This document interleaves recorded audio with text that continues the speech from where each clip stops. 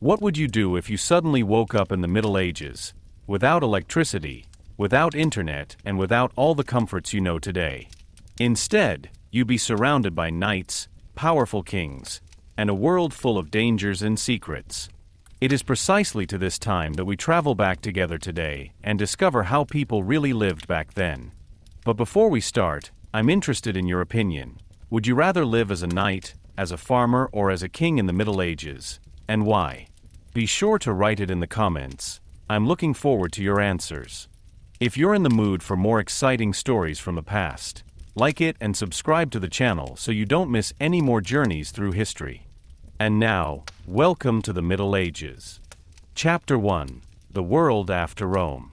When the Western Roman Empire finally collapsed in 476 AD, the world as people knew it changed fundamentally.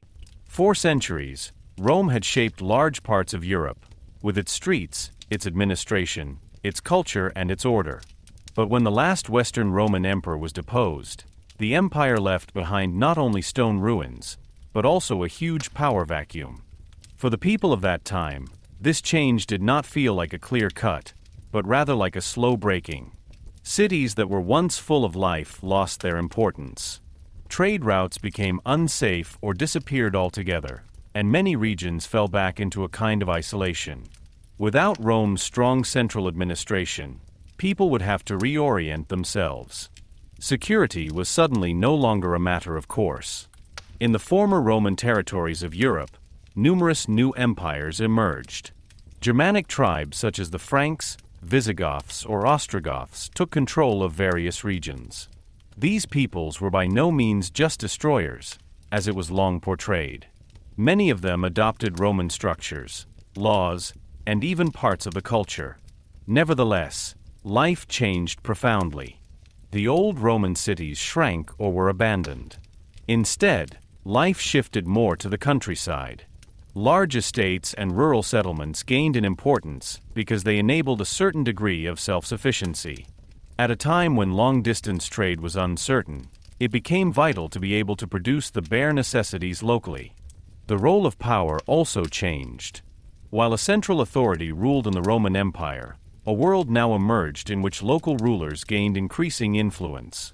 An all-powerful emperor was replaced by many minor rulers, kings, princes, and tribal leaders who fought for land and influence. This new order was often unstable and marked by conflict. At the same time, one institution began to assert itself more and more: the Church. While political structures disintegrated, the Christian Church remained one of the few stable forces. Monasteries became centers of knowledge, education, and faith. Monks preserved ancient writings and made sure that some of the ancient knowledge was not lost. For many people, faith became an important anchor in an uncertain world. But life during this time was hard. Most of the people were farmers who lived in simple conditions. Their existence depended heavily on nature, on good harvests, mild weather, and the absence of disasters. Famines were not uncommon, and diseases could wipe out entire communities. Without medical knowledge in the modern sense, people were often dependent on prayers, herbs, and simple healing methods. Despite all these challenges, this period was not only marked by decline. Rather, it laid the foundation for a new order that would continue to evolve in the centuries to come. The mixing of Roman and Germanic traditions led to new social structures. Out of the chaos slowly emerged something new, a world we know today as the early Middle Ages. A particularly important example of this change was the Frankish Empire. Under rulers such as Clovis I, the Franks succeeded in uniting large parts of Western Europe. Clovis's decision to convert to Christianity had far-reaching consequences. It strengthened the connection between secular power and the Church and had a lasting impact on the development of Europe. Meanwhile, the Eastern Roman Empire, which we know today as the Byzantine Empire, remained. With its capital Constantinople, it preserved many traditions of ancient Rome and became an important center of culture and trade. To people in the West, this empire seemed almost like a distant relic of past greatness. The world after Rome was therefore not a time of complete darkness, but rather a phase of transition. Old structures disintegrated, new ones emerged. For the people, this meant uncertainty, but also new opportunities. In the midst of upheavals, conflicts and changes, a new social order slowly developed, which formed the foundation for the Middle Ages. When we look back on this time today, we often only see castles, knights, and battles. But the beginning of the Middle Ages was much more than that. It was a time of change, in which the course for the future of Europe was set, often unnoticed by the people who lived in the midst of these changes. And perhaps this is precisely where the fascination lies. While the old world was falling, a new one was created at the same time, the traces of which we can still see today. Chapter 2: The Birth of Europe. After the collapse of the Western Roman Empire, a period of profound change began in Europe that laid the foundation for the world as we know it today. While the old order had disappeared, something new slowly emerged, not suddenly and clearly recognizable, but gradually, often chaotic and accompanied by conflict. It was the time when Europe began to shape itself as a cultural and political space in its own right. The so-called migration of peoples played a decisive role in this. For centuries, various tribes and peoples had set themselves in motion, not out of pure desire for conquest, but often out of necessity. Entire communities moved across the continent in search of land, security, and new ways of life. These migrating groups included the Goths, Vandals, Lombards, and Franks. Each of these tribes brought with them their own traditions, languages, and ideas of society. When they settled in the former Roman territories, they encountered the remains of a highly developed culture. This encounter was not only marked by violence, but also by adaptation and mixing. The Franks developed into one of the most important powers in Western Europe.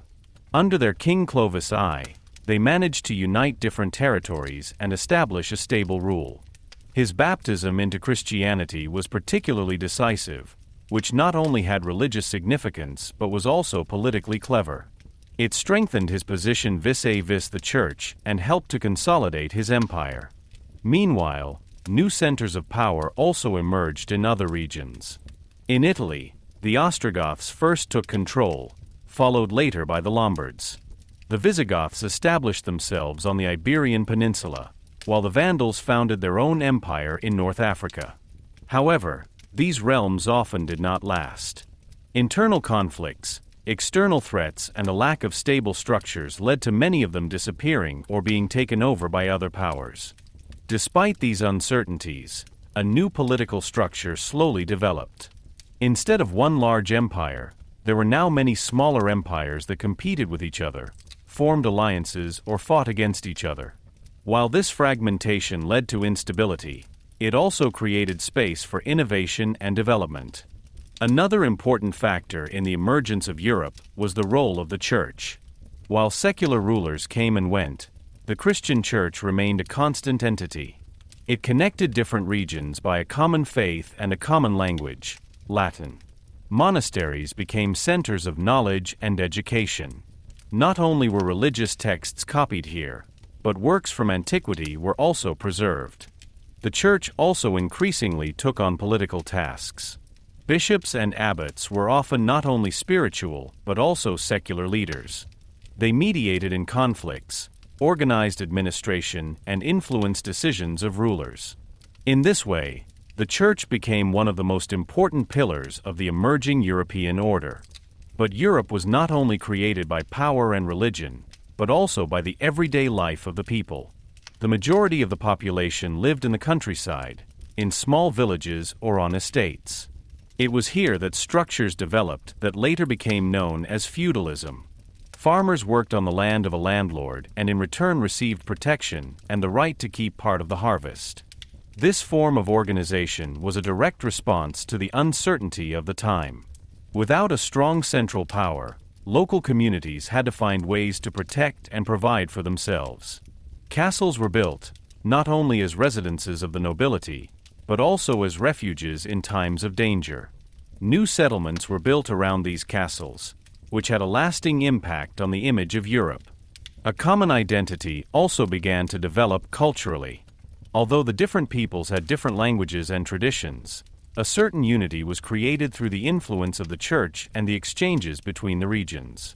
Latin remained the language of education and religion, while new languages slowly developed from the spoken dialects, the forerunners of French, German, Spanish, and Italian.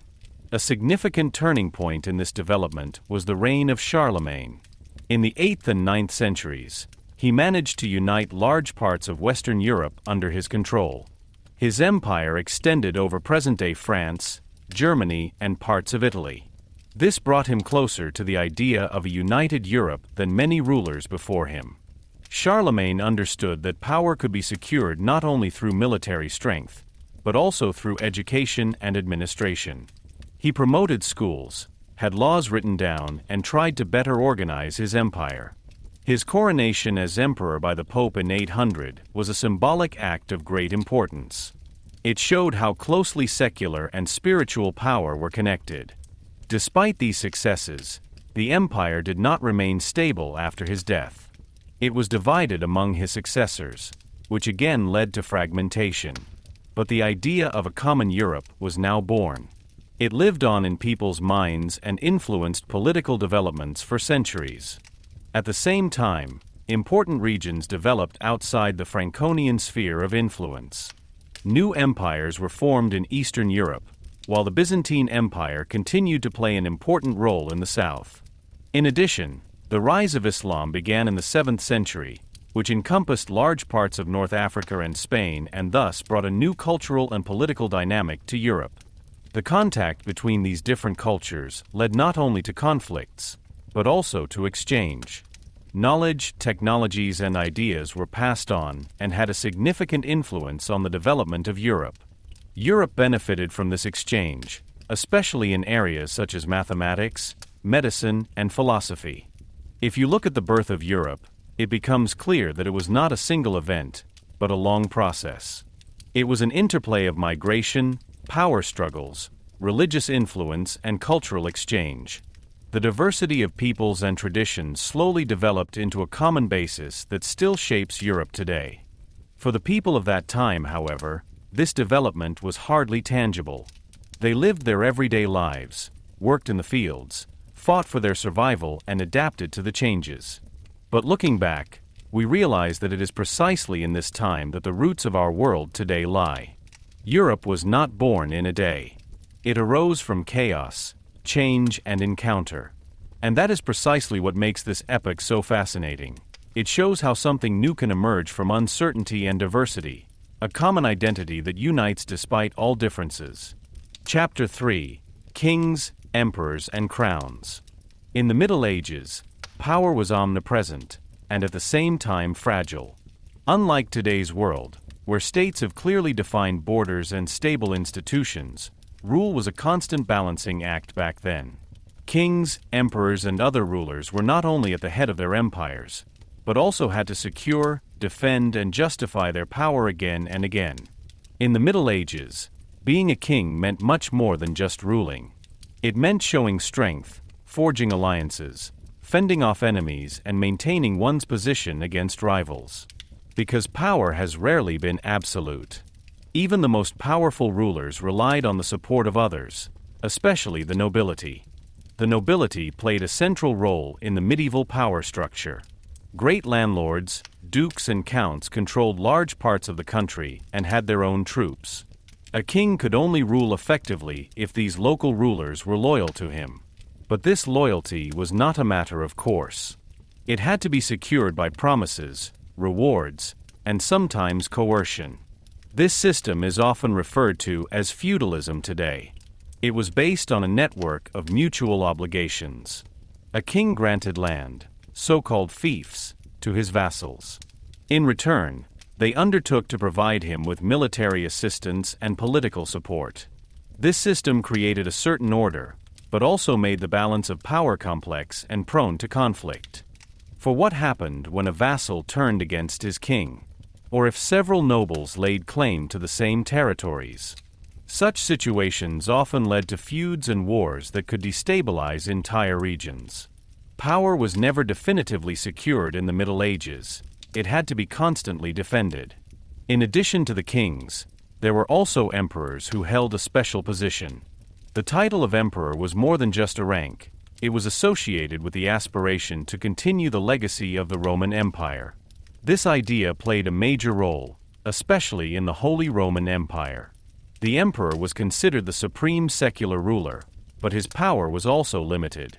A well-known example is Otto I, who was crowned emperor in 962. His reign marked an important moment in the history of Europe. Otto knew how to combine political and religious power. He deliberately appointed bishops and abbots as rulers, since they, unlike secular nobles, did not found their own dynasties and thus ran less risk of opposing him. But it was precisely this close connection between secular and spiritual power that later led to conflicts. One of the best known is the so-called investiture controversy, a power struggle between the emperor and the pope over the question of who had the right to appoint bishops.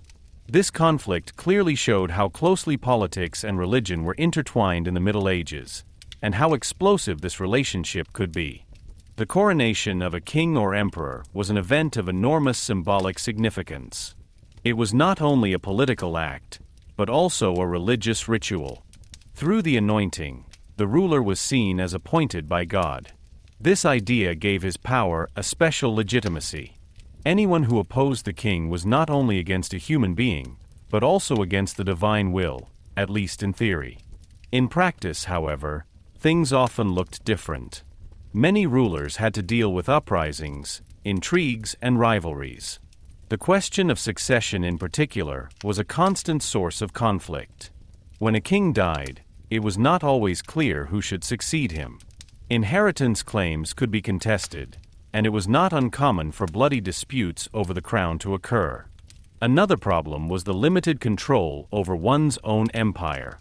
Most rulers did not have a central administration as we know it today. Instead, they were dependent on their vassals acting in their interests. But the farther a territory was from the center of power, the more difficult it became to exert control. Travel was slow and dangerous. News took weeks or even months to reach its destination. During this time, situations could have already changed completely. A king therefore had to be not only a good warrior, but also a skillful organizer and diplomat. Despite all these challenges, increasingly stable power structures developed in the course of the Middle Ages. Some empires began to build up permanent administrations and standardize laws. This was an important step towards the modern states we know today. The role of symbols should not be underestimated either. Crowns, scepters, and thrones were more than just pieces of jewelry. They were visible signs of power and authority. They gave people a sense of order and consistency, even in times of uncertainty. But behind all these symbols were people, with strengths, weaknesses, ambitions, and fears. A king could be brave and just, but also cruel or insecure. His personality often had a direct influence on the fate of his empire. A particularly impressive example of the complexity of medieval rule is Frederick I Barbarossa. He tried to strengthen imperial authority in Italy in the 12th century, but met with resistance from powerful cities and the Pope. His rule shows how difficult it was to keep large and diverse territories under unified control. The world of kings and emperors was marked by glamour and danger. Behind the magnificent courts and solemn ceremonies was a constant struggle for power, influence, and stability. Every victory could only be temporary. Every defeat could have fatal consequences. And yet these rulers laid the foundation for the political development of Europe. They created structures that evolved and refined over time. The often chaotic power relations of the Middle Ages gradually gave rise to the foundations of modern statehood. When we think of kings and emperors today, we often only see the shiny surface, crowns, castles, and great battles. But the reality was far more complex. It was a world full of uncertainties, in which power was never a matter of course and every ruler had to assert his place again and again. Perhaps this is precisely what makes this time so fascinating, to see how people tried to create order under difficult conditions, and in the process formed a world whose traces are still visible today.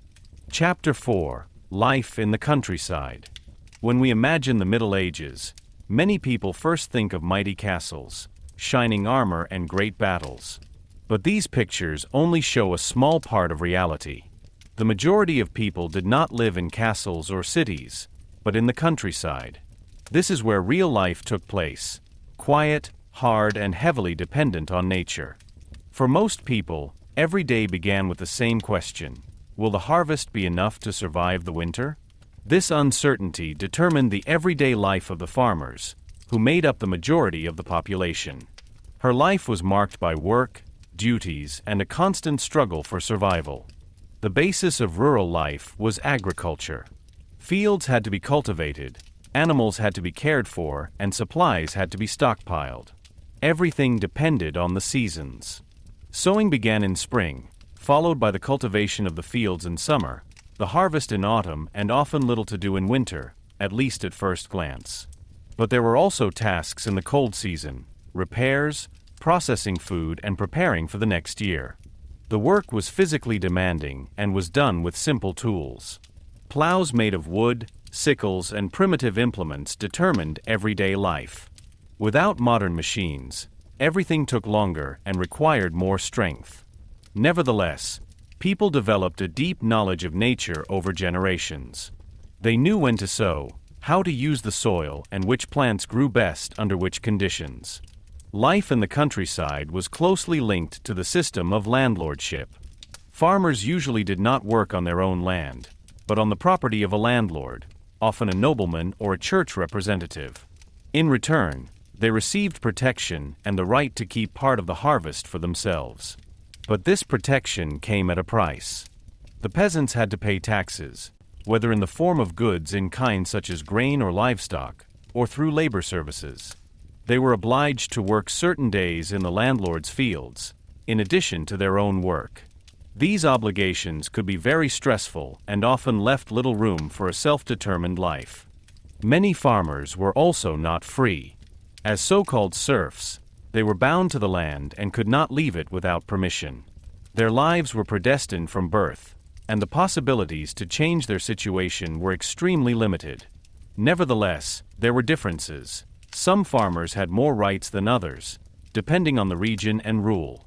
The village was the center of life. Here, families lived close to each other, sharing work, worries, and celebrations. Community was essential for survival. If someone got sick or needed help, it was the neighbors who helped. At the same time, living in a close community also meant that conflicts could hardly be avoided. The houses of the farmers were simply built, mostly made of wood, clay, and straw. They often consisted of only one room in which the whole family lived, slept, and worked. Animals were also sometimes kept in the same building, especially in winter, to protect them from the cold. Comfort as we know it today did not exist. Smoke from open fireplaces filled the rooms, and hygiene was difficult to maintain. The diet was simple and one-sided. Bread, porridge, and vegetables formed the basis. Meat was rare and usually reserved for special occasions. What was served depended heavily on one's own harvest. In bad years, food could become scarce, and famines were a real threat. Despite the harsh living conditions, there were also moments of joy. Festivals and religious holidays offered a change from everyday life. They were opportunities to come together, celebrate, and forget your worries for a short moment. Music, dance, and eating together played an important role. The church was also omnipresent in rural life. It not only provided religious orientation, but also structured everyday life. The calendar was marked by church holidays, and attending Mass was an integral part of life for many. At the same time, the church also demanded taxes, such as tithes, a part of the harvest that had to be given. Children grew into the world of work at an early age. From a young age, they helped in the fields or in the household. Education in today's sense was rare. Most farmers could neither read nor write. Knowledge was passed on orally, from generation to generation. Life in the countryside was not only characterized by hard work, but also by uncertainty. Natural disasters such as floods or drought could destroy entire harvests. Diseases spread quickly, and without medical knowledge, people were often helpless. A single bad year could threaten the existence of the company. Nevertheless, people developed strategies to deal with these challenges. Supplies were stockpiled, communities supported each other, and experiences were passed on. It was a life that was strongly characterized by adaptation and perseverance. It is interesting that despite all the restrictions, many farmers had a close connection to nature. They lived to the rhythm of the seasons and were aware of their dependence on the environment. This knowledge was lost over time in many parts of the world, but is now gaining importance again. The image of medieval peasant life is often characterized by poverty and suffering, and not without reason. But it would be too easy to portray this time only as dark and bleak. For the people themselves, it was the only world they knew. Within this world, they found ways to live, love, and experience community. When we look back at life in the countryside in the Middle Ages today, we realize how much our way of life has changed. At the same time, it becomes clear how many of our structures today, from agriculture to social communities, have their roots in this period. Rural life was the foundation of the Middle Ages. Without the work of the peasants, there would have been no cities, no castles, and no rulers. They were the ones who kept society running, often invisible, but indispensable. And perhaps this is an important insight. Behind the great stories of kings and wars, there are always the ordinary people whose everyday life carries the world. Chapter 5: The Cities Awaken. While life in the countryside determined everyday life for most people in the Middle Ages, from about the 10th and 11th centuries onwards a development began to emerge that was to change Europe permanently. The cities awoke to new life. What had long been considered a relic of the Roman past slowly developed again into a center of trade, crafts, and social change. After the collapse of the Roman Empire, many cities had fallen into disrepair or shrunk considerably. Without stable trade routes and central administration, they lost their importance. But with increasing stabilization of the political situation and a growing population, a new need for exchange, markets, and specialized professions emerged. This is exactly where cities began to play an important role again. A decisive driver of this development was trade. Merchants traveled long distances, bringing goods from distant regions and exchanging them at markets. Salt, spices, fabrics, and metals became sought-after goods. New settlements were built, especially along important trade routes or river crossings, which quickly grew into cities. These places were not only economic centers, but also meeting places of different cultures. People from different regions came together and exchanged not only goods, but also ideas. As a result, cities became places of change and innovation. An essential feature of medieval cities was their structure. They were often surrounded by walls that offered protection from attacks. The gates were closed at night, and within the walls there was a lively, often cramped life. The streets were narrow, the houses were built close together, and space was limited. In the center of the city, there was usually a market square. This is where public life took place. Merchants offered their goods, messages were exchanged, and decisions were made. The market was not only an economic, but also a social center. As the cities grew, so did the crafts. More and more people specialized in certain activities: blacksmiths, bakers, tailors, or potters. These craftsmen joined together in so-called guilds. Guilds regulated training, the quality of the products, and the working conditions. Belonging to a guild was of great importance. It offered protection, secured income, and conferred social status. At the same time, access was strictly regulated. Anyone who wanted to learn a trade had to go through an apprenticeship, often starting as an apprentice, later as a journeyman, and finally, after many years, as a master craftsman. This structure provided stability, but could also slow down innovation. New ideas or methods were not always immediately accepted because they challenged existing orders. Nevertheless, the guilds made a significant contribution to the economic development of the cities. Another important aspect was the increasing independence of the cities. Many cities sought to break away from the control of local rulers. They received so-called city rights, which allowed them to enact their own laws, hold markets, and administer themselves. This development led to a new social group, the bourgeoisie. Citizens were neither nobles nor farmers, but people who lived and worked in the city. They gained increasing influence and represented an important force in the social fabric. Life in the city was very different from life in the countryside. It offered more opportunities, but also new challenges. The proximity of many people in a confined space led to hygienic problems. Waste was often simply thrown on the street, and clean water was not always available. Diseases could spread quickly. Nevertheless, many people were drawn to the cities.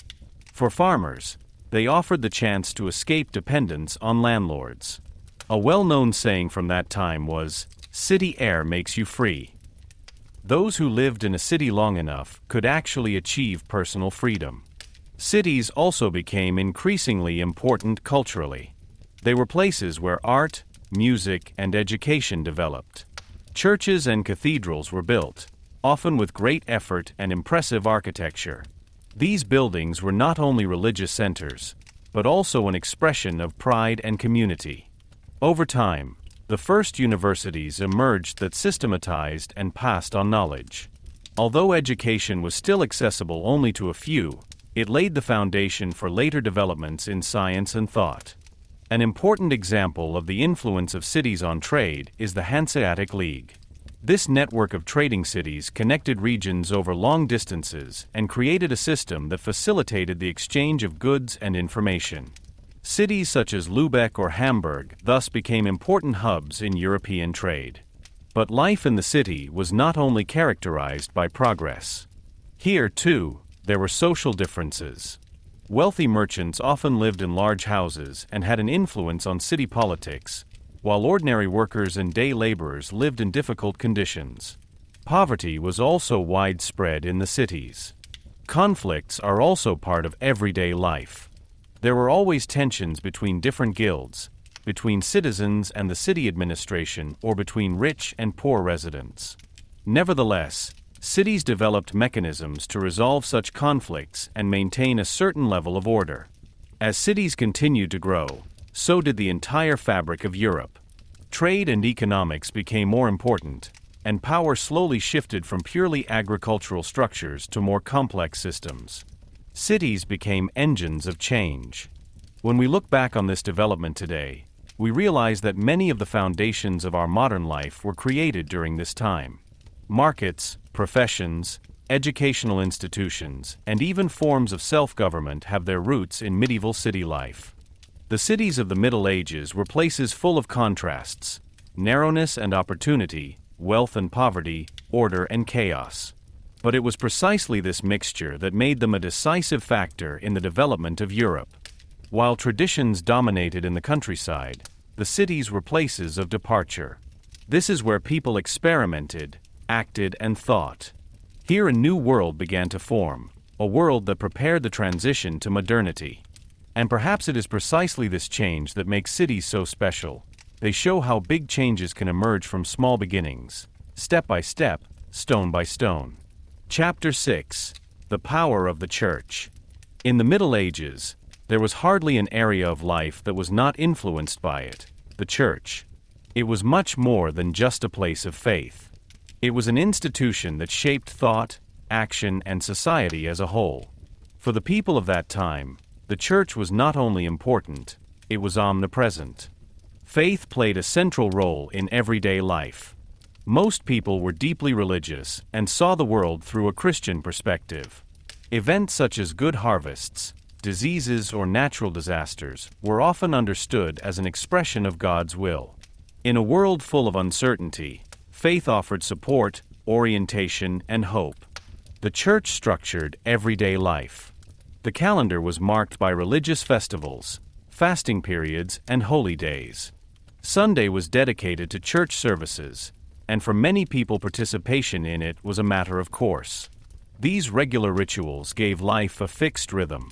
But the church was not only spiritually present, it also had a great influence on politics and society. Clergymen such as bishops and abbots were often powerful personalities who took on not only religious but also secular tasks. They administered land, administered justice, and advised rulers. A particularly important center of ecclesiastical power was the Pope in Rome. As head of the Western Church, he not only had religious authority, but also exercised political influence. Kings and emperors sought his recognition, because it gave their rule additional legitimacy. However, this close connection between church and state also led to conflicts. One of the best known is the investiture controversy, which dealt with the question of who had the right to award high ecclesiastical offices, the Pope or the Emperor. This conflict showed how powerful the church had become and how much it intervened in worldly affairs. The monasteries were a central part of the church. They were not only places of prayer, but also centers of knowledge and education. Monks lived according to fixed rules, dedicated their lives to the faith, and worked in various fields, from agriculture to copying books. In a time when few people could read and write, monasteries were crucial for the preservation of knowledge. Ancient texts were copied, religious writings were disseminated, and new knowledge was collected. Without this work, much would have been lost. Monastic life was strictly regulated. The daily routine consisted of prayers, work, and study. This structure provided stability and discipline, but it was very different from the lives of the rest of the population. For many people, however, monasteries were fascinating places of rest, learning, and spiritual devotion. The church was also economically influential. She owned large estates and received taxes such as tithes, part of which had to be given to the church. As a result, it had considerable resources and was able to further expand its power. But with power comes criticism.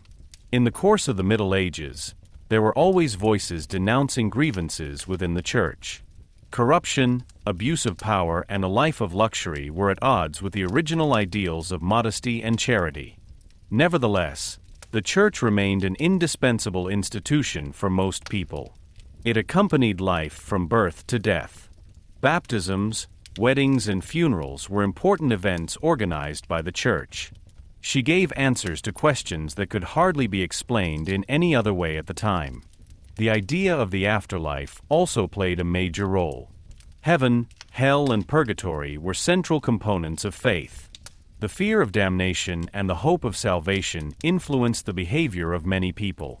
Good deeds, prayers, and donations were seen as ways to secure one's own salvation. A particularly impressive example of the power of the church are the great cathedrals that were built in many cities. These buildings were not only religious centers, but also symbols of power and community. Their construction often took decades or even centuries and required enormous efforts. The architecture of these buildings reflected faith. High vaults, large windows, and elaborate decorations were supposed to represent the greatness of God and impress the people. For many, visiting such a church was an overwhelming experience. In addition to the official church, forms of popular belief also developed. Old traditions and customs were mixed with Christian elements. Superstition, veneration of saints, and local rituals were part of the everyday life of many people. This mixture shows that faith in the Middle Ages was diverse and not always uniform. The church also played an important role in enforcing norms and values. It determined what was considered right or wrong and influenced moral concepts. Anyone who violated these rules could expect not only social but also religious consequences. A drastic measure was excommunication, exclusion from the church community. For a believer, this was a severe punishment, as it affected not only social life, but also the hope of salvation. Despite its dominant position, the church was not a unified bloc. There were different currents, interests, and conflicts within the institution. Reform movements tried again and again to renew the church and return it to its original values. If you look at the power of the church in the Middle Ages, it becomes clear that it went far beyond the religious sphere. It was one of the central forces that determined people's lives, in good times and bad. For the people of that era, the church was an integral part of their world. It offered orientation, community, and answers to existential questions. At the same time, it was an institution that exercised power, shaped structures, and made history. Perhaps it is precisely this double role that makes the Church so fascinating in the Middle Ages. It was at once a source of comfort and an instrument of control, a place of faith and a center of power. And while the world around her was constantly changing, for many people she remained the stable foundation on which her life rested.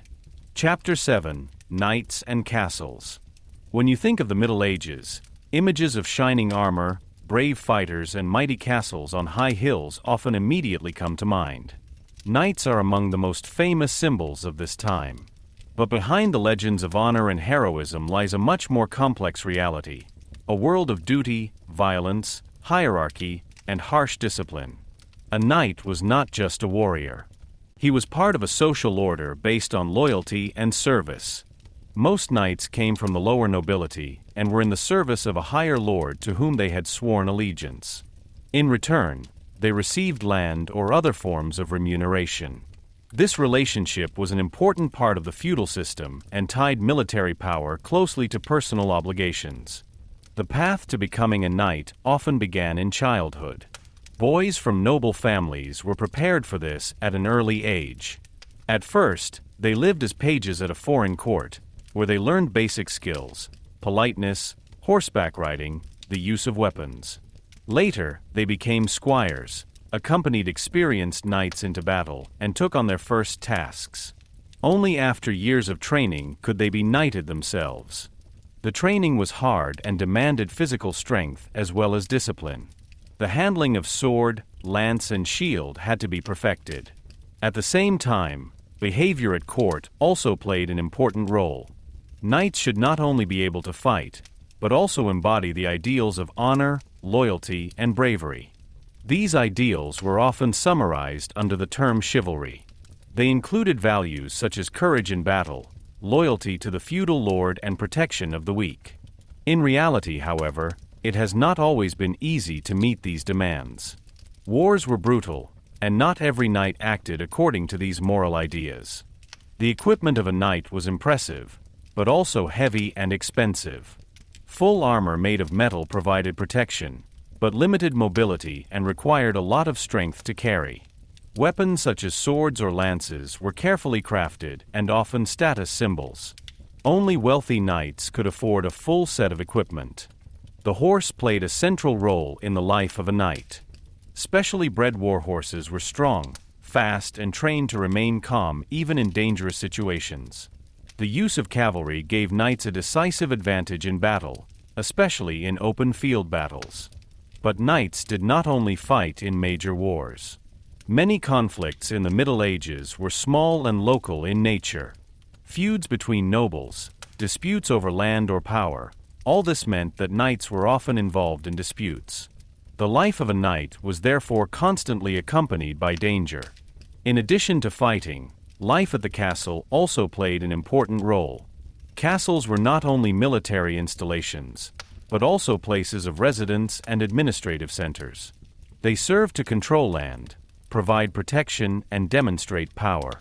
The construction of a castle was complex and required a lot of planning. Strategic locations such as hills, riverbanks, or important trade routes were preferred. Thick walls, towers, and drawbridges were intended to make attacks more difficult. Inside the castle there were living quarters, storehouses, workshops, and often a chapel. Life in a castle was less glamorous than it is often portrayed. Especially in the early days, castles were cold, drafty, and not very comfortable. Rooms were sparsely heated, and hygiene was a constant problem. Nevertheless, castles offered security, a decisive advantage in an uncertain world. A castle was also a center of social life. Not only the lord of the castle and his family lived here, but also servants, craftsmen, and soldiers. Everyone had their tasks, and living together was strictly organized. Festivals and celebrations brought variety into everyday life and strengthened the community. Sieges were among the greatest challenges for castles. If enemies surrounded a castle, it could take weeks or even months. Supplies became scarce, diseases spread, and the inhabitants had to endure great stress. The outcome of a siege often depended on perseverance and strategy. In addition to the military function, castles also had a symbolic meaning. They stood for power and control. An imposing castle could make an impression and deter potential opponents. At the same time, it showed the inhabitants of the surrounding area who held the authority. Knights were closely associated with these castles. They lived there, defended it, and used it as a starting point for their tasks. But not all knights were wealthy or powerful. Many were in the service of others and had only limited influence. The role of tournaments is also interesting. These events were more than just entertainment. They offered knights the opportunity to show off their skills, gain fame, and socialize. However, tournaments could be dangerous, and injuries were not uncommon. The idea of the noble knight who always acts justly and fights for the good often comes from later tales and legends. In reality, the life of a knight was marked by contradictions. There was often a large gap between ideal and reality. Nevertheless, knights had an important place in society. They were bearers of military power and played a central role in the political order of the Middle Ages. Without them, many power structures would not have been maintained. Over time, the role of the knights changed.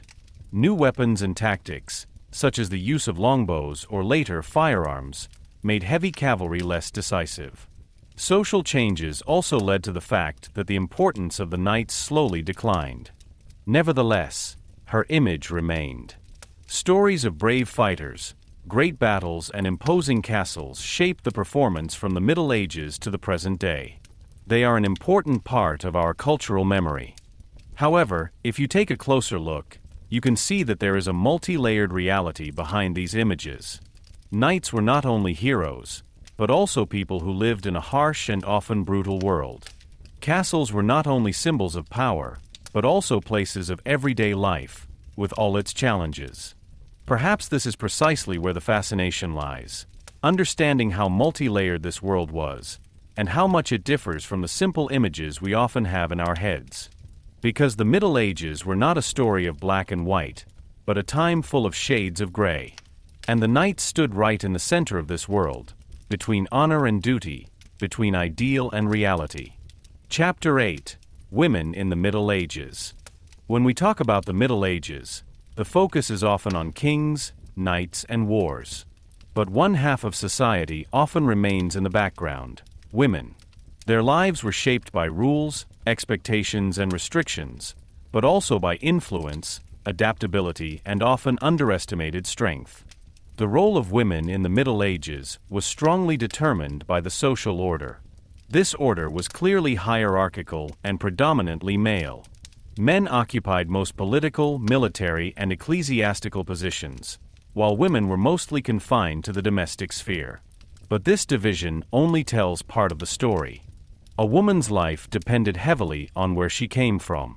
A farmer's wife led a completely different life than a noblewoman. For most women, especially in the countryside, everyday life meant hard physical work.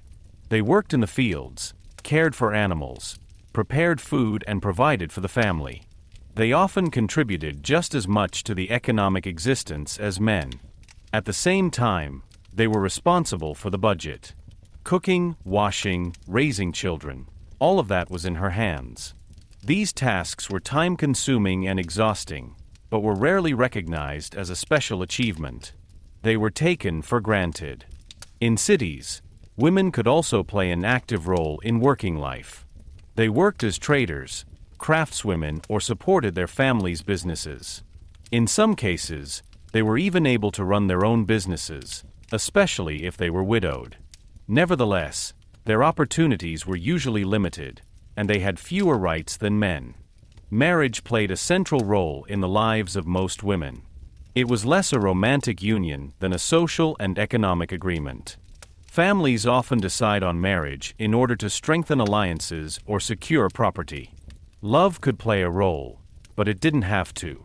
After marriage, the woman was usually subordinate to her husband. He had legal and social control over the common life. Still, that didn't mean that women didn't have influence. In everyday life, they made many decisions, organized the household, and had a significant influence on family life. Noble women lived under different conditions, but also had clear roles. They were often responsible for the administration of goods, especially when their husbands were absent, for example during war. In such situations, they were able to take on great responsibility and make important decisions. Some women even gained considerable influence, especially if they came from powerful families. They could take on political roles, act as advisors, or act as regents if an heir was still too young. However, these cases were the exception rather than the rule. An alternative way of life was offered to women in the monastery. There they were able to lead a life far away from marriage and family. Monasteries were places of faith, but also of education.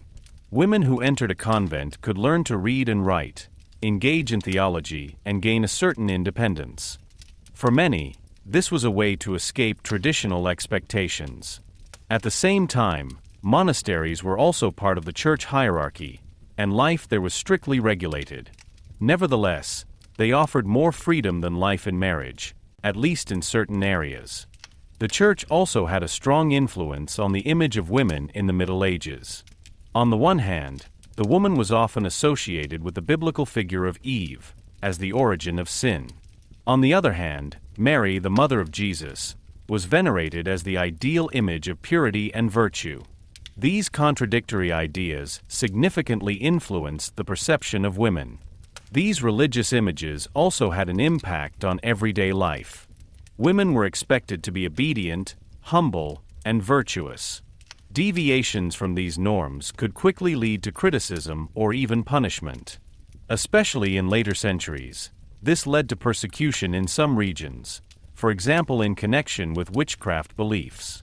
Despite these limitations, women found ways to exert their own influence. This often happened in secret, through social networks, through influence within the family, or through economic activities. Their role was less visible, but no less significant. Motherhood has been a central part of many women's lives. Having and raising children was not only a personal task, but also a social one. Especially in noble families, the birth of a male heir was of great importance. But the birth was also associated with risks. Without medical care in today's sense, every pregnancy was a potential danger to the mother's life. Many women died during childbirth or as a result. This reality made life unsafe and shaped the experiences of many families. Education was only accessible to women to a limited extent in the Middle Ages. While some noble women or nuns could read and write, most were denied this. Knowledge was often passed on orally, and practical skills were in the foreground. Nevertheless, there were notable exceptions. Some women became known as writers, mystics, or scholars. They took advantage of the opportunities available to them and left their mark on history. The image of women in the Middle Ages is therefore complex. It ranges from hard physical work to family responsibilities to occasional political influence. It is an image that cannot be reduced to a simple role. As we look back on that time today, it is important to recognize the diversity of these experiences. Women were not just passive figures, but active participants in the life of their time. They contributed to the economy, held communities together, and influenced their environment in a variety of ways. At the same time, their history also shows the borders and inequalities that shaped the Middle Ages. Many rights and opportunities that seem to be taken for granted today were unattainable at that time. But it is precisely for this reason that it is remarkable how women found their place within these structures. Perhaps the greatest strength of these women lies in the fact that they adapted without completely subordinating themselves. They found ways to use their voice, even if it was often quiet. And if we take a closer look, we realize that their stories are just as important as those of the kings and knights.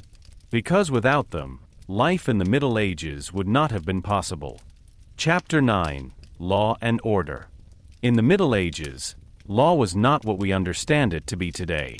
There were no uniform codes, no clearly regulated procedures, and no state institutions that functioned in the same way everywhere.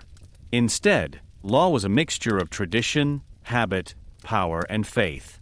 Order was not created by a central system, but by many small structures, often different from each other. For the people of that time, Recht was closely connected to their community. In villages and smaller settlements, disputes were often settled locally.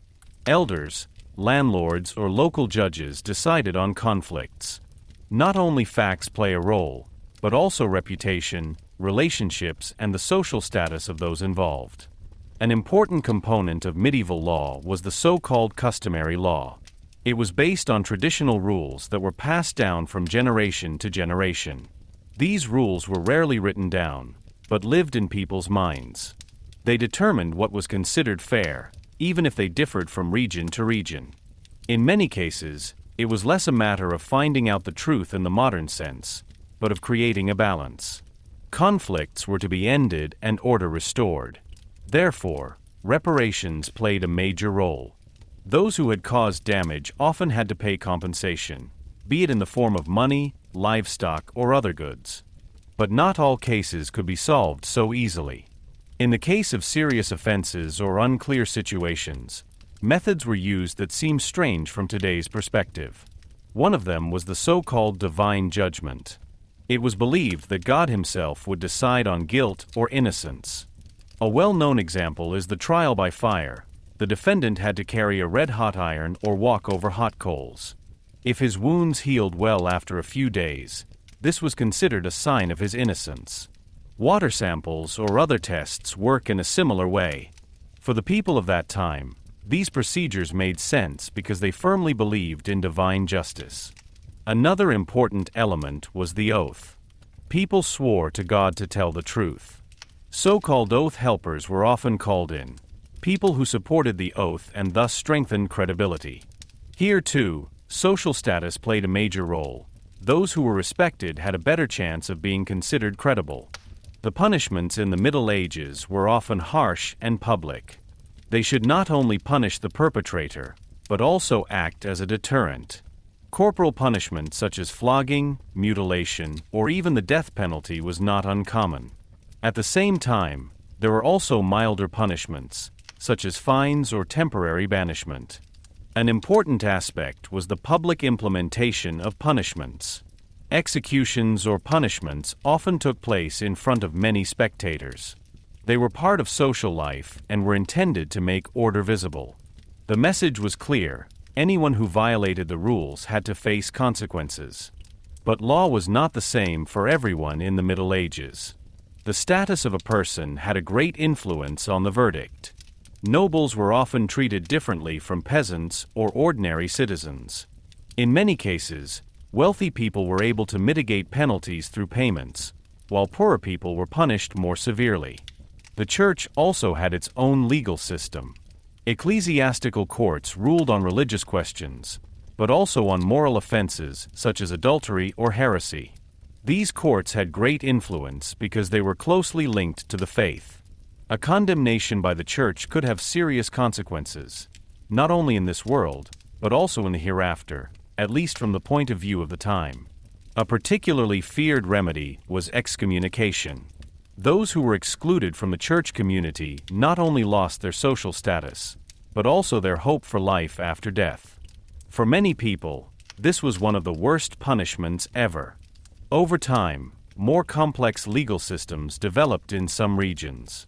Cities began to formulate their own laws and set up courts. This development led to more structure and, in some cases, to more justice. Nevertheless, the legal system as a whole remained diverse and often confusing. An interesting aspect is that the Middle Ages were not only characterized by strictness, but also by negotiation. Many conflicts have been resolved through talks, mediation, and compromise. The goal was often to create peace and keep communities together. Nevertheless, violence remained a component of the legal system. Feuds, i.e., private acts of revenge between families or nobles, were accepted for a long time. If someone had suffered injustice, he could provide justice himself. However, This practice often led to long-lasting conflicts and insecurity. It was only in the course of time that rulers tried to limit such feuds and to take over the monopoly on the use of force more strongly. This was an important step towards a more centralized legal system. But this process took centuries and was accompanied by many setbacks. In the Middle Ages, the understanding of guilt and punishment was closely linked to morality and religion. Offenses were not only seen as breaking rules, but also as a sin. Punishments therefore often had a spiritual dimension. Repentance, prayer, or pilgrimages could be part of the reparation process. When we look at the medieval legal system today, it often seems arbitrary and unjust. But for the people of that time, it had its own logic. It reflected their world, a world in which faith, community, and power were closely intertwined. It is important to understand that law in the Middle Ages was not static. It evolved, adapted, and became more complex over time. Many elements of our current legal system have their roots in this era, even if they have changed considerably.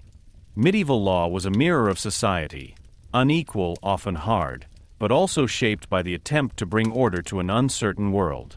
It shows how people dealt with conflicts, how they understood justice, and how they tried to organize coexistence. And perhaps it is precisely here that it becomes clear how much our understanding of law has changed, and how important it is to recognize this development in order to better understand the present. Chapter 10: Diseases and the Art of Healing. Life in the Middle Ages was not only characterized by hard work, social hierarchies, and religious beliefs, but also by a constant threat: disease. For the people of that time, illness was omnipresent, often incomprehensible and difficult to treat. Without modern medical knowledge, even minor injuries could become life-threatening, and epidemics had the potential to devastate entire regions. The idea of health and illness was fundamentally different from our understanding today. Medicine in the Middle Ages was based on a mixture of ancient teachings, religious ideas, and practical experience. One of the most important foundations was the so-called Four Humors doctrine, which went back to ancient scholars. It said that the human body consisted of four humors: blood, mucus, yellow, and black bile. Health meant a balance of these juices, while illness was understood as an imbalance. Treatments are therefore aimed at restoring this balance. Methods such as bloodletting, cupping, or the administration of certain herbs were widespread. From today's perspective, many of these measures seem questionable or even dangerous, but for the people of that time, they were part of a logical system. In addition to these medical approaches, faith played a decisive role. Illnesses were often interpreted as a test of God or as a punishment for sins. Prayers, pilgrimages, and religious rituals were therefore important components of healing. Saints were invoked for help, and certain places were considered to be particularly healing. Medical care was limited overall. There were doctors, but they were rare and usually only accessible to wealthy people. Many of them had received an education at early universities and relied on ancient texts. Their work was more theoretical, and they were often more concerned with diagnoses than practical interventions. For the majority of the population, other healers were more important: bathers, herbalists, and midwives. These people had practical knowledge that was often passed down through generations. They treated wounds, set bones, helped with births, and were familiar with medicinal plants. Nature played a central role in the art of healing. Herbs were collected, dried, and processed into ointments or teas. Many of these applications actually had an effect, even if the exact relationships were not known. This knowledge was valuable, but also endangered, as it was rarely recorded in writing. A particularly dramatic chapter in the history of medieval illness is the plague. This disease, also known as the Black Death, spread throughout Europe in the 14th century and led to one of the greatest disasters in history. Millions of people died within a few years. Entire villages were wiped out. The causes of the plague were unknown to people at that time. They sought explanations in divine wrath, bad star constellations, or spoiled air. Measures to combat the disease were therefore often ineffective. In some cases, sick people were isolated or cities were sealed off. but there was no real understanding of contagion. The effects of the plague went far beyond the health consequences. It changed society permanently.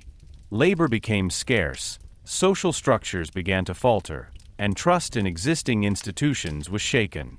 At the same time, the disaster also led to new developments, for example in medicine and in dealing with diseases. In addition to the plague, there were many other diseases that affected people's lives. Infections, malnutrition, and poor hygienic conditions contributed to the fact that diseases could spread easily.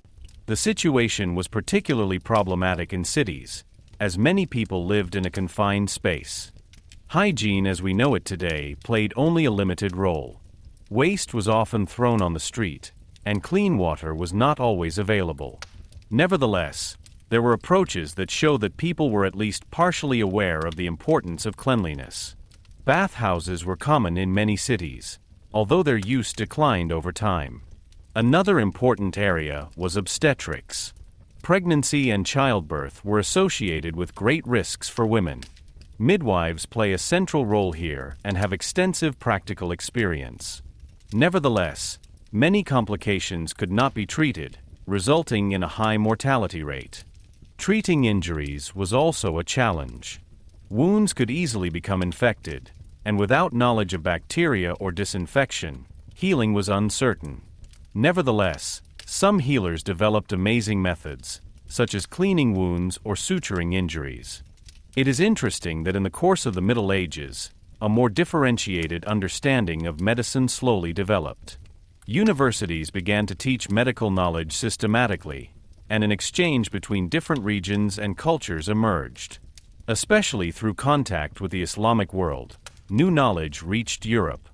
These influences led to the development of medicine, even if it was still far from where we are today. Anatomical studies, new treatment methods, and greater observation of the body helped to expand knowledge. Despite all the progress, illness remained a constant companion of life. For people in the Middle Ages, it was part of reality, something that could not be completely controlled. Dealing with it was characterized by a mixture of hope, fear, and acceptance. The healing art of that time shows how people tried to find solutions with limited knowledge and under difficult conditions. They used what was available to them, be it experience, faith, or observation. When we look back on this time today, we realize how far medicine has developed. At the same time, it becomes clear how important curiosity, exchange, and the pursuit of knowledge are. It is precisely these factors that have contributed to the fact that the understanding of illness and healing has changed over time. The Middle Ages were not a time of complete stagnation, but a phase in which foundations were laid. Even if many methods are outdated from today's perspective, they show an attempt to bring order to the chaos of illness and suffering. And perhaps this is an important insight. The road to modern medicine was long and often marked by setbacks, but it began with people who tried to understand, help, and heal as best they could. Chapter 11: Crusades and Conflicts. The Middle Ages were a time when religion, power, and violence were closely intertwined. Hardly any other event illustrates this connection as strongly as the Crusades. What began as a religious movement developed into a series of military undertakings that permanently changed not only the Middle East, but also Europe itself. At the heart of the Crusades was the idea of bringing the so-called Holy Land, especially the city of Jerusalem, under Christian control. For the people of the Middle Ages, this place had enormous religious significance. Jerusalem was considered the center of faith, the place where important events of Christianity had taken place. The First Crusade was proclaimed at the end of the 11th century. Pope Urban II called on the Christians of Europe to arm themselves and move to the Holy Land. His appeal met with a great response. Thousands of people followed him, not only knights and nobles, but also simple peasants. The motives of the participants were diverse. For many, faith played a central role. They were promised that their sins would be forgiven if they participated in this holy war. Others saw it as an opportunity for wealth, adventure, or a better life. Some were also driven by social or economic problems in their homeland. The road to the Holy Land was long and dangerous. The cruisers had to cover long distances, often under difficult conditions. Hunger, disease, and conflict accompanied her on her journey. Nevertheless, many of them eventually achieved their goal. The capture of Jerusalem in 1099 was a decisive moment. However, it was accompanied by great violence. Reports from this time describe that numerous residents of the city were killed, regardless of their religion. This event shows that the Crusades were characterized not only by religious zeal, but also by brutality. After the success of the First Crusade, several Crusader states were founded in the region. These areas were under Christian control, but were constantly threatened. To defend them, further crusades were organized. But not all crusades were successful. Many ended in defeat, and control of the Holy Land changed several times. A central figure on the Muslim side was Saladin, who reconquered Jerusalem in the 12th century. His rule is considered an example of military skill, but also of a comparatively respectful approach to defeated opponents. However, the Crusades were not only conflicts between Christians and Muslims. They also led to tensions within Europe. A particularly tragic chapter are the so-called Children's Crusades, in which young people tried to reach the Holy Land, often without sufficient preparation. Many of them did not survive the journey. In addition, there was violence against Jewish communities in Europe. On the way to the east, some crusaders attacked, looted, and killed Jewish settlements. These events show that the Crusades also caused suffering and destruction within Europe. Another turning point was the Fourth Crusade. Instead of moving to the Holy Land, the Crusaders turned against the Christian city of Constantinople. The sack of this city in 1204 was a shock to the world at the time and deepened the division between the Western and Eastern churches. The Crusades had far-reaching consequences. They led to more intensive contact between different cultures. Trade relations were expanded, knowledge was exchanged, and new ideas reached Europe. In fields such as medicine, mathematics, and philosophy, Europe benefited from this exchange.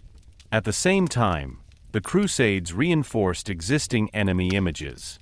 They helped to emphasize religious differences and deepen conflicts. Mistrust and prejudice were passed on and influenced the relationship between different cultures for a long time. The Crusades also had an impact on European society. Many nobles spent years in war, which could weaken their power at home. At the same time, some rulers gained influence as they controlled the organization and financing of the Crusades.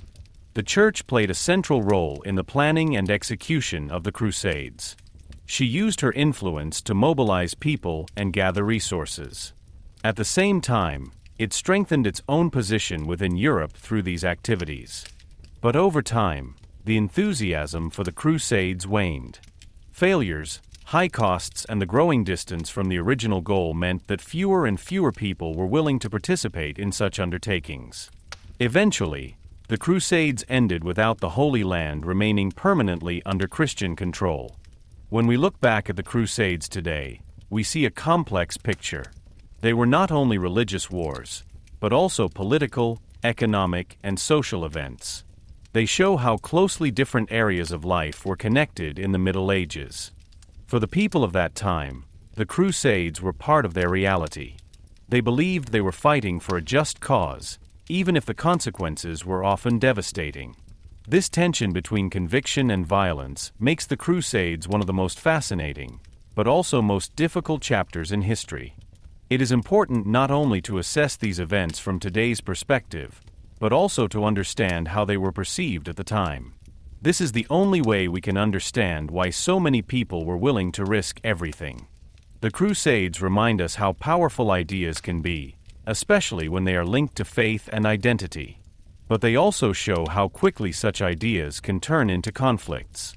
And perhaps this is an important lesson: history is rarely easy. It consists of many perspectives, of light and shadow, of decisions whose consequences often extend far beyond one's own time. Chapter 12: Knowledge and Education. In the Middle Ages, knowledge was a precious commodity. It was not freely accessible, not intended for everyone and often closely linked to power, religion, and social status. While education is taken for granted today, it was a privilege back then, and at the same time one of the most important forces driving the change of this era. After the collapse of the Western Roman Empire, a large part of ancient knowledge was lost or at least forgotten. Libraries were destroyed, educational institutions disappeared, and many texts existed only in a few copies. In this phase of upheaval, it was above all church institutions that preserved the existing knowledge. Monasteries played a central role in this. They were not only places of prayer, but also centers of learning. Monks devoted themselves to the study of religious scriptures, but also ancient works. Books were copied by hand in so-called scriptoria, a laborious and time-consuming job that required the utmost concentration. These copies were often artistically designed. Decorated first letters, colorful illustrations, and elaborately designed pages made many of these books real works of art. But its value lay not only in its beauty, but above all in its content. Without this work, many texts from antiquity would have been irretrievably lost. Education was closely linked to the church in the early Middle Ages. Anyone who wanted to learn to read and write usually had to be part of the church system. Latin was the language of scholars, liturgy, and science. For most people, however, this language remained incomprehensible, which further limited access to knowledge. In the course of time, however, new forms of education emerged. Cathedral schools and monastery schools offered instruction for prospective clergy, but also for some lay people. Basic skills such as reading, writing, and arithmetic were taught there. In addition, topics such as grammar, logic, music, and astronomy were dealt with. An important step in the development of education was the emergence of universities. From the 12th century onwards, institutions were established in various European cities that were specifically dedicated to studying. One of the most famous early universities is the University of Bologna, which specialized in the study of law. These universities were places of exchange and discussion. Students and teachers from different regions came together, exchanged ideas, and developed new approaches. Lessons were often based on reading and commenting on texts, especially from antiquity. A central element was scholasticism, a method of thought that tried to combine faith and reason. Scholars asked questions, discussed arguments, and searched for logical explanations. This approach had a lasting impact on thinking in the Middle Ages. Despite these developments, education remained restricted. Only a small part of the population had access to schools or universities. Most people learned through experience, through observation, and through oral tradition. Craftsmanship knowledge was passed on from master to apprentice, agricultural knowledge from generation to generation. Nevertheless, interest in knowledge grew. Translations played an important role in this. Through contact with other cultures, especially the Islamic world, many ancient texts found their way back to Europe.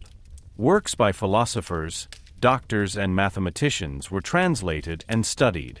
These texts opened up new perspectives and expanded the understanding of nature, man, and society. Especially in areas such as medicine, astronomy, and philosophy, they led to important advances.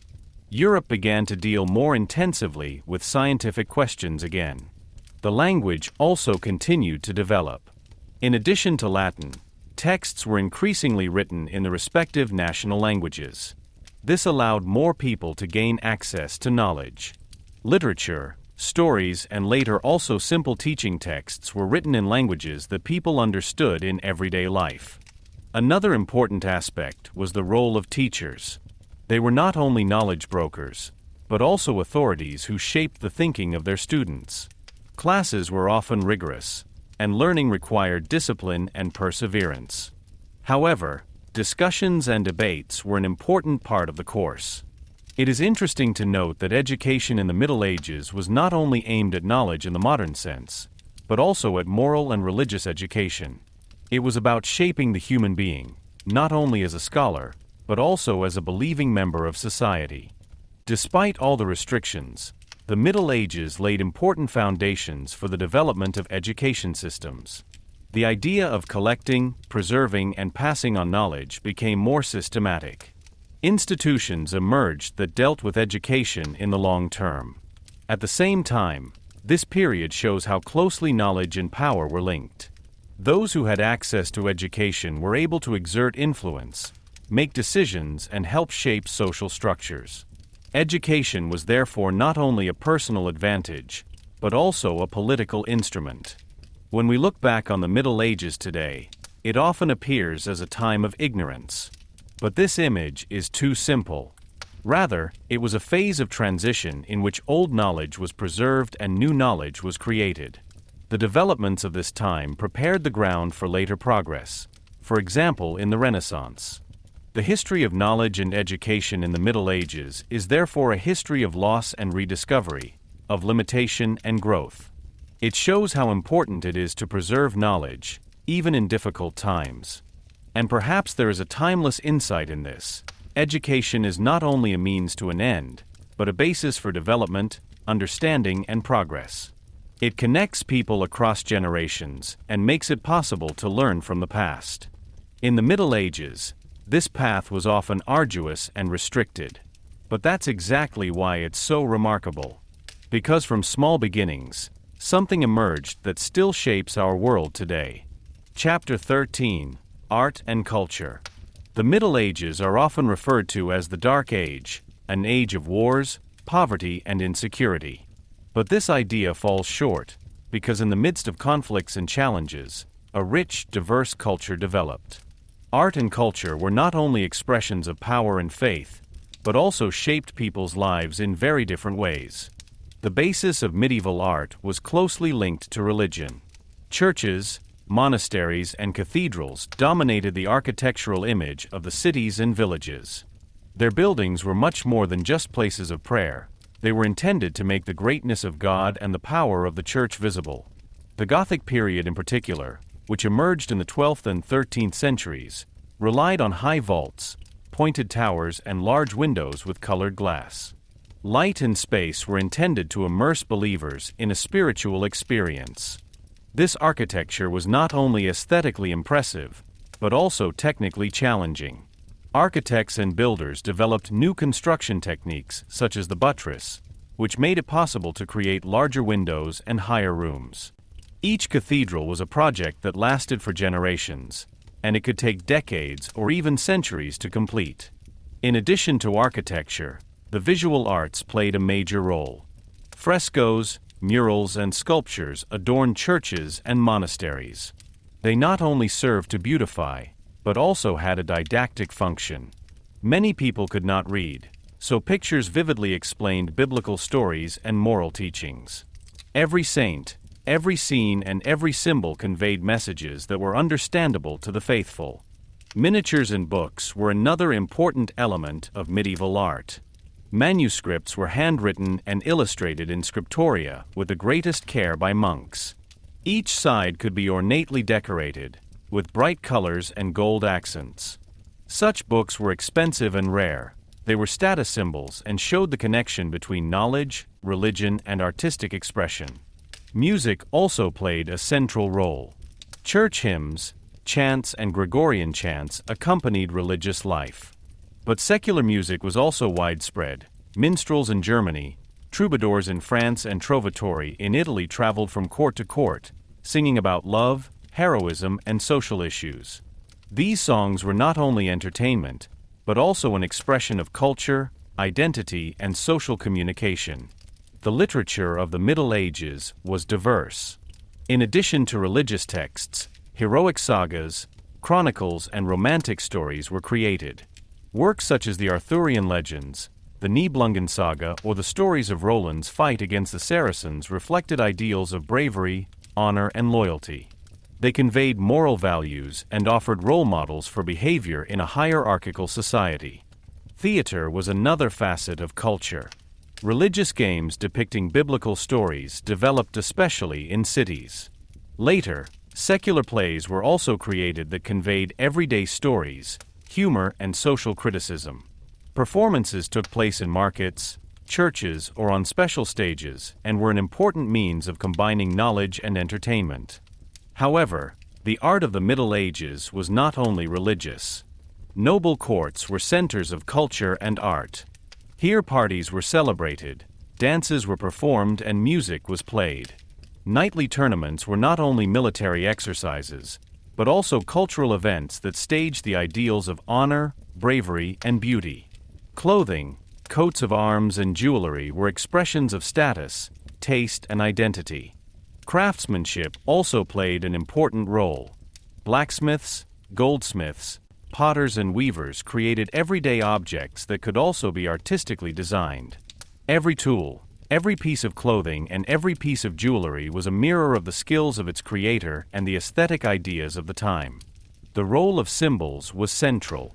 Works of art, colors, materials, and motifs had meanings that were conveyed to people.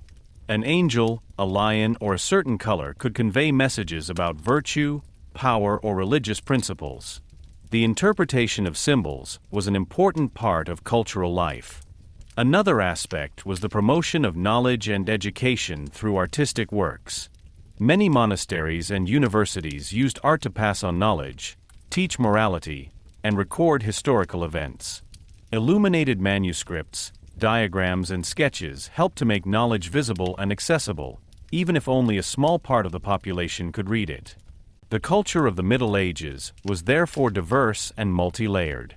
It combined religion, knowledge, entertainment, and social structures. Art and culture served not only aesthetic purposes, but also had practical, educational, and political functions. Despite the hardships of everyday life in the Middle Ages, art also offered people a space for creativity, expression, and reflection. She was able to comfort, inspire, and connect. In a world that was often characterized by insecurity and violence, it offered stability, orientation, and beauty. When we look back on that time today, it's impressive to see how much creative energy went into that era. She created works that have survived to this day, from cathedrals to manuscripts to pieces of music. This culture was a testament to people's ability to create beauty and meaning even in difficult conditions. The art and culture of the Middle Ages are therefore not only an expression of a bygone era, but also a window into the world of thought and life of that time. They show how religion, power, knowledge, and everyday life were intertwined, and how people tried to shape and understand their world. Perhaps this is precisely the fascination of this era. Despite challenges and uncertainties, impressive works were created that still shape our idea of the Middle Ages today. They remind us that culture is not just a luxury, but an essential part of human life, an expression of identity, faith, and creativity that transcends borders. Chapter 14: Crises and Upheavals. The Middle Ages were not only a time of knights, castles, and faith, but also an era full of crises and upheavals. These events had a profound impact on people's lives and had long-term effects on society, the economy, and politics. Famines, wars, epidemics, and social tensions determined the image of many regions and forced people to find new ways to survive again and again. One of the most common and threatening crises was famine. Agriculture was the livelihood of most people, and crop failures immediately had serious consequences. Bad weather years, overexploitation of the soil, or pest infestation could cause hardship for entire villages. Especially in the early and high Middle Ages, the technology was not yet mature enough to reliably cushion such crises. Supplies had to be meticulously planned, and yet bad years could trigger famines that cost many lives. Famines led not only to hunger and death, but also to social tensions. When the harvest was scarce, food prices rose drastically, and the poor suffered especially. Conflicts between landlords and peasants became more frequent, as taxes were often still demanded even though the population barely had enough to survive. In some regions, riots occurred when people felt that the system was abandoning them. In addition to famine, wars and military conflicts were constant threats. Europe was politically fragmented, and power struggles between rulers, nobles, and rival regions led to regular conflicts. Knights, castles, and armies determined everyday life, and often entire regions were affected by destruction. For the population, this meant not only danger, but also flight, destruction of houses, and loss of harvests. The epidemics were a particularly devastating crisis. The most famous is the plague, which struck large parts of Europe in the 14th century and cost the lives of millions of people.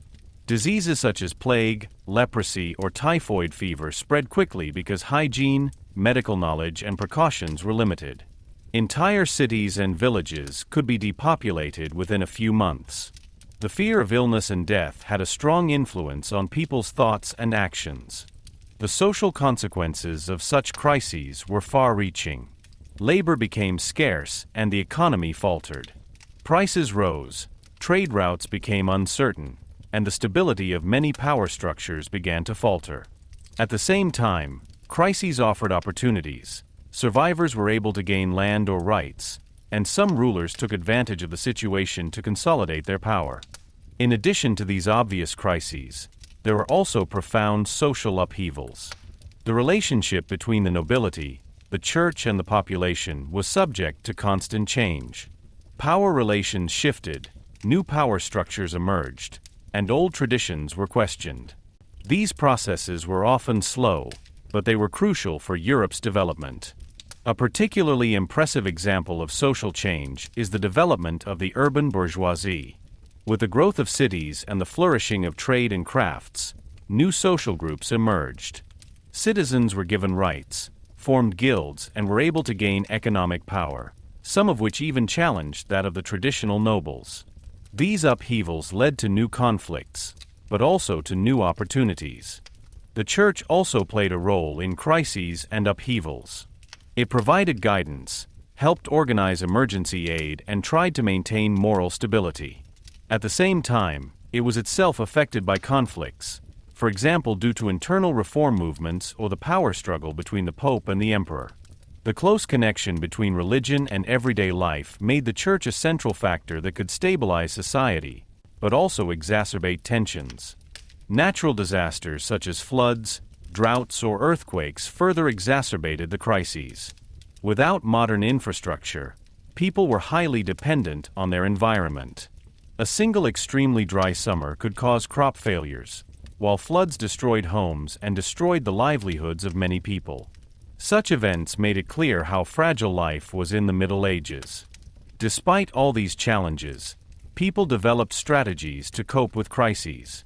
Supplies were stockpiled, communities helped each other, and trade provided ways to compensate for shortages. Legal and political measures were also used to regulate social tensions. Rulers tried to create stability through laws, defensive measures, or infrastructure projects. Another important aspect was the mental and cultural processing of crises. Literature, art, and music reflected people's fears, hopes, and experiences. Heroic epics, religious texts, or pictorial representations served not only for entertainment, but also for reflection on life, morality, and the relationship between man and fate. They helped to capture experiences of suffering and uncertainty in stories that were passed on. A crucial point is that crises in the Middle Ages were often closely linked. Famines could trigger social tensions, which in turn led to riots or violence. Epidemics weakened the population and led to economic problems. Wars exacerbated emergencies and destroyed livelihoods. Each crisis influenced the others, creating a complex web of challenges. In the long term, however, these upheavals also led to developments that had a lasting impact on Europe. The need to respond to crises fostered innovation in agriculture, commerce, administration, and medicine. New social structures emerged, and the relationships between rulers, church, and population were redefined. Crises forced people to go beyond old solutions and find new ways. This is particularly clear in the example of agriculture. Repeated famines led to improvements in farming methods, better use of fields, and greater diversification of crops. Cities developed contingency plans, markets were regulated, and trading systems adapted to cushion crises. Knowledge about diseases and cures also grew, partly due to the need to fight epidemics. On a social level, the pressure of crises led to changes in the relationship between the nobility, bourgeoisie, and peasants. Uprisings and protests forced rulers to grant rights or rethink existing structures. New institutions such as city administrations or municipal courts emerged to settle conflicts and ensure stability. Politically, crises have often been drivers of centralization and reforms. Rulers realized that they needed a stable system to deal with disasters. Administration, tax revenues, and military organization were made more efficient, and greater control over territories emerged. Crises in the Middle Ages were therefore not only destructive, but also transformative. They forced people to adapt, develop innovations, and create new social structures. Every challenge brought risks, but also opportunities. When we look back on this epoch today, we see a complex picture. The Middle Ages were by no means only dark and backward. It was a time of constant adaptation, in which people learned to deal with uncertainty and threat. The ability to manage crises laid the foundation for later developments in Europe. Perhaps this is the most important lesson from this time. Change often arises from necessity and challenge. The crises and upheavals of the Middle Ages show how resilient people can be, how they learn to create structures, and how social developments grow out of apparent instability. Despite hunger, epidemics, wars, and social tensions, society survived. Cities grew, education spread, trade flourished, and cultural developments took their course. Each crisis left its mark, but it also opened up new paths for growth, innovation, and change. The Middle Ages teach us that history is not a linear path, but a web of challenges, adaptation, and development, and that the greatest crises often produce the strongest changes. Chapter 15: The Transition to the Modern Age. The end of the Middle Ages does not mark a clear cut in history, but a slow transition that took place over centuries. During this time, politics, economy, society, science, and culture changed fundamentally, and the foundations for the modern era were laid. It was an epoch of change, in which old structures broke up, new ideas emerged, and the world was rethought in many ways. One of the most important areas in which this change became visible was politics. While the Middle Ages were characterized by the fragmentation of power and the dominance of local rulers, states began to centralize. Monarchs built stronger administrations, standardized laws, and sought to consolidate control over their territories. This development laid the foundation for modern state structures in which power and law were increasingly institutionalized. The Church, which for centuries played a central role in everyday life and politics, also began to change its position. Reform movements, criticism of corruption, and the emerging Reformation led to a break in the religious unity of Europe. The Church's influence on secular affairs declined, while new religious and philosophical ideas gained ground. People began to critically question their world and develop independent thoughts, an important step towards the modern age. Economically, Europe also experienced major changes. Trade and markets expanded, cities grew, and new trade routes were opened. Long-distance trade flourished, and with it a new bourgeoisie emerged, which gained economic power and social influence. Medieval agrarian society gradually transformed into a more complex economy, in which money, trade, and specialized professions became increasingly important. Technological developments played a central role in this change. The invention of the printing press by Johannes Gutenberg in the middle of the 15th century revolutionized the dissemination of knowledge. Books were produced faster and cheaper, which made education and information accessible to a larger section of the population. This marked the beginning of a new era of learning that greatly accelerated Europe's cultural and scientific development. Science also began to break away from old ideas. The emerging Renaissance brought a new interest in empirical observation, mathematics, and the natural sciences. Researchers and scholars questioned existing theories, experimented, and laid the foundations for modern natural sciences. Old knowledge from antiquity was rediscovered, combined with new discoveries, and led to a growing independence of human thought. Culturally, the transition to the modern era was reflected in an increasing diversity of art, literature, and architecture. While Gothic and medieval styles continued to be present, new ideas gained in importance. Humanism, individual forms of expression, and the pursuit of perfection and harmony shaped art and literature. Artists such as Leonardo da Vinci or Michelangelo are later examples of a development that had its roots in this transitional period. Social structures also changed. The influence of the nobility declined, while cities and the bourgeoisie gained in importance. Women began, albeit slowly, to take on new roles, especially in trade, crafts, and education. Traditional hierarchies were questioned, and the population developed a greater awareness of rights, opportunities, and social participation. Wars and conflicts also marked this transition. Old feuds and medieval forms of war were supplemented by new tactics, weapons, and mercenary armies. Nation-state structures began to centralize military organization and resource planning. This laid the foundation for the military and political order of the modern era. Another decisive factor was the discovery of new countries and trade routes. The voyages of explorers such as Christopher Columbus or Vasco da Gama expanded people's knowledge of the world and fundamentally changed Europe's economic, political, and cultural relations. Global trade, cultural exchange, and colonial expansion were closely linked to this transition.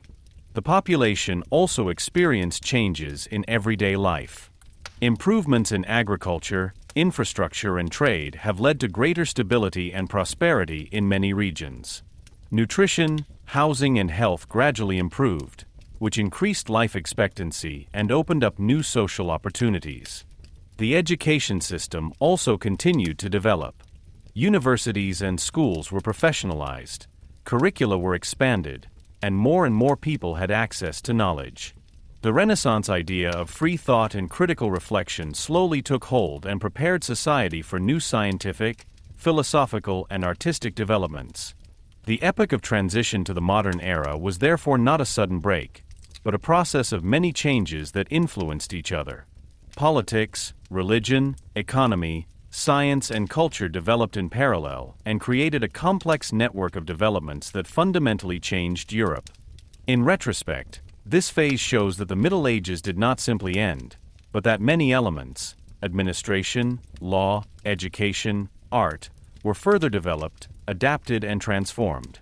The transition to the modern era was a process of continuity and change at the same time. The people of that time faced enormous challenges, but their adaptability, innovative spirit, and pursuit of knowledge and order led to a foundation on which to build the modern world. Crises, conflicts, and progress went hand in hand and formed a society that became increasingly self-confident, educated, and networked. Perhaps the most important takeaway from this transition is that change rarely happens suddenly. It arises from the interplay of many factors, from reactions to crises, from discoveries, and from people's curiosity. And it is precisely this epoch that shows how a new world can emerge from a time of uncertainty, conflict, and upheaval, a world that still shapes us today.